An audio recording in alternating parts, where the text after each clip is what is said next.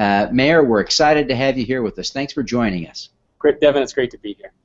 Well, pleasure is all ours. Mayor, tell us a little bit about the Pay for Success programs you're already running.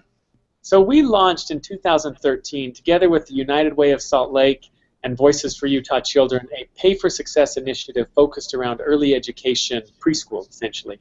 What we see is that many of our at-risk kids, kids that are coming from low-income homes, kids who are English language learners, will enter our kindergarten system not prepared to learn. In fact, the average child will enter kindergarten with a vocabulary of about 1,100 words.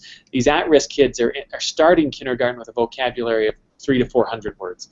And so it's no surprise that at the end of kindergarten they've learned, but they've learned less than their peers who had an average level of vocabulary.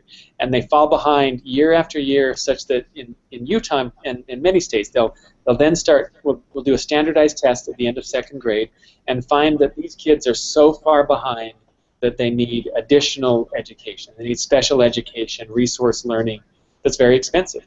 And that costs the taxpayers a lot of money to have that, that additional investment.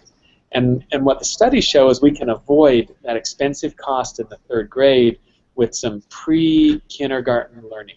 And so we had some studies that we had done. We'd seen that if we can get some of these at-risk kids really just up their vocabulary, up their ability to learn to interact in the social setting before they start kindergarten, that then you put them into the regular school system and they'll progress like everybody else.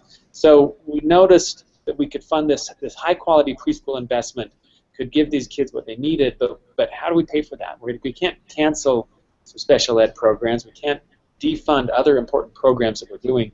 How do we make a difference for these kids? So that's where we became aware of this notion of pay for success. And we said, you know, we know that an ounce of prevention is worth a pound of cure, but all of our money's tied up in cures that we can't stop investing in.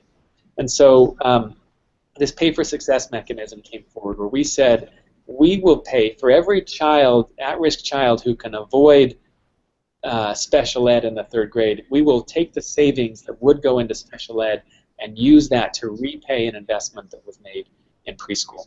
And so we saw some funders who were willing to step forward and invest in this special ed program. We entered into a contractual arrangement where at the end of this period, the kids are now, we launched this in 2013, so our kids received preschool.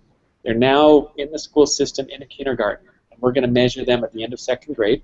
And if they're performing as we hope they will, then we will pay what the funders, the investment made by funders in preschool will repay their upfront cost.